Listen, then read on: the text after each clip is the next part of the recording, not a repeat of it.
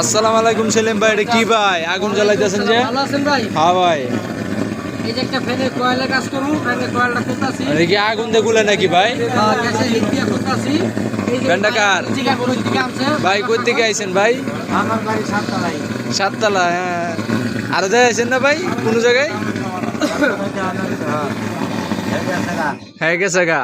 ফ্যানের কাজ করা হয়, বক্স টিভি কাজ করা হয় এবং অটো রিকশার চার্জ কন্ট্রোলার সব ধরনের কাজ হয়। ঠিক আছে, এই যে ফ্যানটা খুলতাছি। এই যে দেখেন অবস্থাটা দেখেন। এই দেখেন আই কে ভাই দোয়াই ভাই হইতাছে খালি। এই ফ্যানটা কয়লা কাজ করবো, এই ভাই নিয়ে আসছে। আর আমার এই দোকানটা বন্ধ থাকবে। আমি কাল সকাল 9টা বাজে বরিশাল কুয়াকাটা চলে যাব।